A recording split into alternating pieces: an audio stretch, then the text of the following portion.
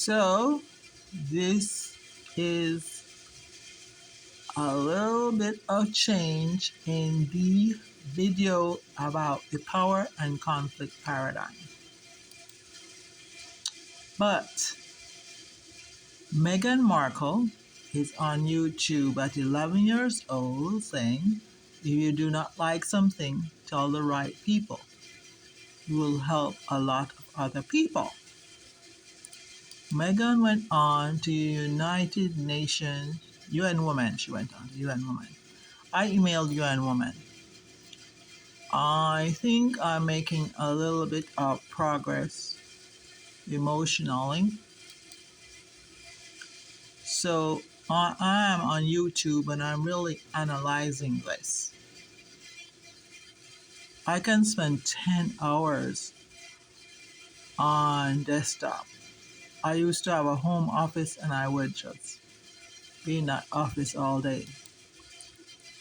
Well, so I didn't really get past this event. I went through a process and said, let me try to get a menial job 7 to 12 in the morning and work 1 to 6 online at a really wonderful platform which has my whole brain and all my experience in it.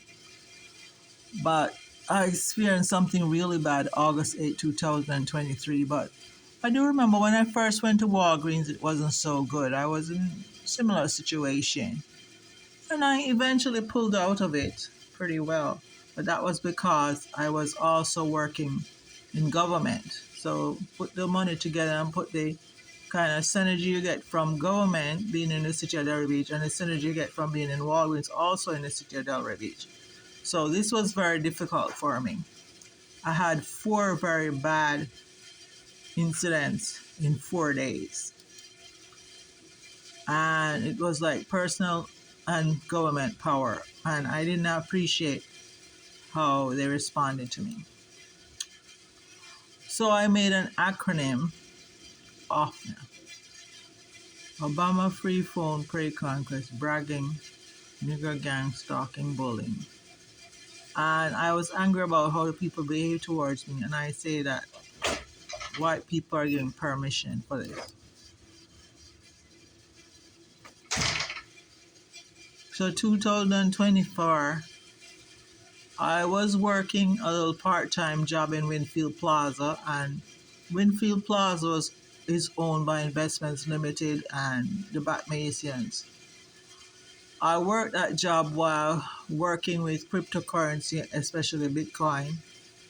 I quit that job because I'm over here at Florida Atlantic University trying to develop on my management courses.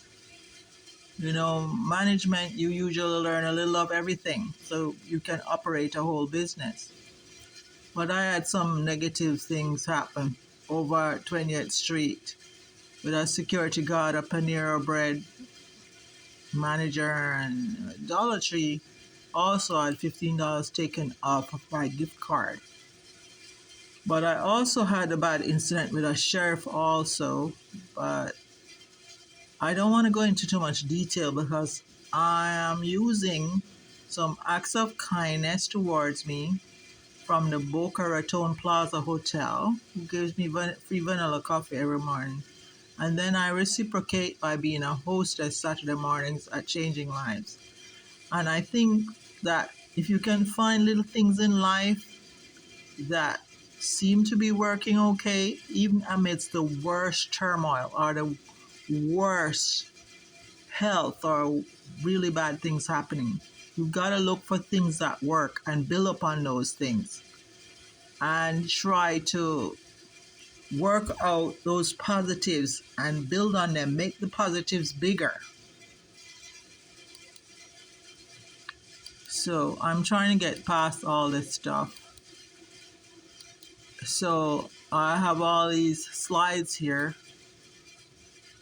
and I did not like how those African American police called me and said, we are the government. When I worked for the European Union, those men were bringing tranches of money into credit union, and they really acted with such dignity, but they didn't act like they own it. I didn't like the African Americans calling me and said, "We are the government." It seems to me like the African Americans might have had a soft coup 2001 when Obama was president to 2008 he was a president. But they're acting like there was a soft coup and they own the government. So I looked up coup d'etats, and Napoleon had a coup d'etat, 1799. And then I said to myself, if 2001 onward there was a soft coup d'etat by African Americans, and that's why even the security guard and the Panera Bread manager and the Dollar Tree cashier and the African American bus driver are exerting their power. That means that was a soft coup of black power.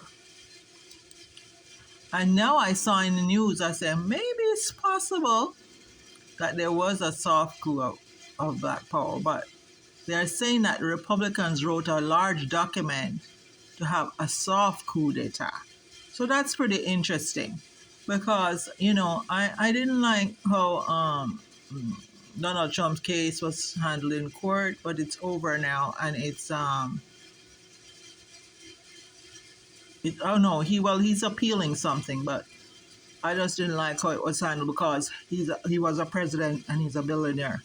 So I just think that dignity goes both ways. You show the man respect because he was a president, and you don't toy with him.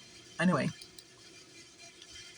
so I'm not going to go over the details of this because I have so many videos complaining about this stuff. And I just want to say that Americans started impacting my life from 1967 when they came into the airport and came to my parents' house. But the most dramatic of all was the Jackson 5 coming to Jamaica. That really affected me emotionally, and I felt that the Jackson 5 was blessed by Jehovah God, and I felt like their talent. But they became Muslims shortly after, so. But I just want to say that Americans have been affecting my life since they came to my parents' house in Jamaica in 1967. And I won't go into details.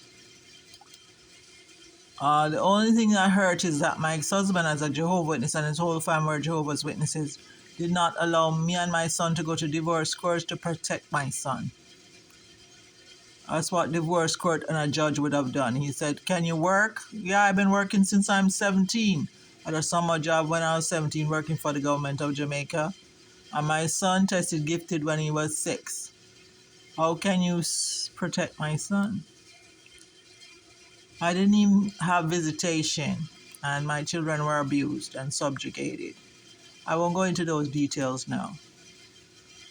But I feel that their brake line was cut 2001 by the government.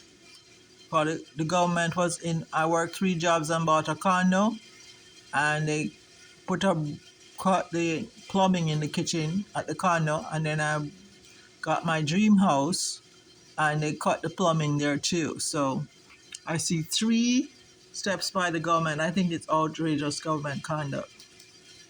However, my son would have been safe in my mother's house in Jamaica. That's my mother right here.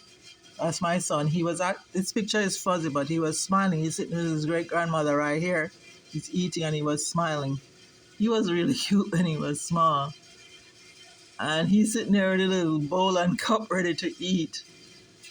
And, the house across the street, my mother's house is across the street from the elementary school, and the principal of that school, her daughter became the first female PhD in engineering, and she has a space company, a nonprofit, and a cultural nonprofit. So this is my son. There are 2 boys in this picture. Of the 3 were gifted. One is now a PhD in neurosurgery. My son is dead. I really make these videos, dedicate them to my son. It really exposes an error. Some people might watch it and blame me for everything.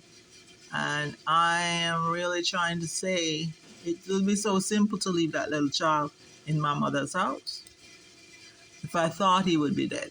Anyway, so 2 of these 4 girls grew up in Jamaica with this kind of family process that we had. It was closeness, synergy, and it was like we parented each other's kids. So this one has a PhD now, and this one has two master's degrees. And so we had the Christmas family dinners together. And we had a lot of other stuff going on with our restaurant, bakery, and bar, other things. So it was really good for those children. I complain about the art of degrading and devaluing a woman because, well, the restaurant, bar, and bakery that we had in Jamaica, my grandaunt was a woman running that business and she brought other family members in to help her operate it. But I'm concerned about this and I'm using this evidence as this is the second part. The facts of my case are one reason I want to go to the international court. And then the art of degrading and devaluing a woman, Kanye West and his second wife. Kanye West's wife is having oral sex with him and we're watching here. So I'm very upset about it. Then Nicole Simpson, O.J. Simpson's wife, his sisters won't talk about it. But I see that the soft coup by Black Power is what destroyed Nicole Simpson because of what they did to me. They cut the brake line on my son's car and then they cut the plumbing in 2 kitchens. So that's about me, my infant. And I would have protected my baby better, left him in Jamaica in my mother's house. We could go across the street to school. This is some more problems with the art of degrading and devaluing women. This is Rihanna after she's beat up by Chris Brown. I hope I can talk less about this as I have my complex project. The complex project that I have is to increase my own value and the value of another company. So we're trying to get out of this. But I see these 2 pictures, Elon Musk kissing a robot and Mark Zuckerberg kissing a robot. And I said, that must be woman haters. I don't know. They're both married now and have kids, so I don't know. It puts questions in your head. And so, yeah, this is why I need to go to international court. The fact, the art, and the toying. That's a whole other video. Some errors in the paradigm. Trying to get past all this. And get to Elon Musk says we got to turn complex concepts into words. That's why I like to study him as if he's my graduate program.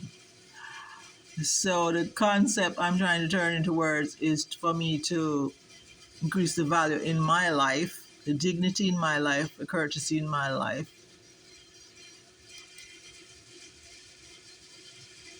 I might publish this book, The Prey Code, because The Hunger Games was a book and a movie.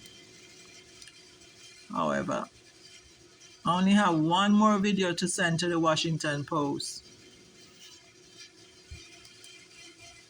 So I was talking about why we're putting in the robots. Not only are they going to relieve the humans of all the burdens, but there will be less conflict. And in the debate with Sophia and Hans in China, it spoke about the conflict and fighting over scarce resources in 12 minutes of 23 minutes. So it's a solution. Robots are 2 solutions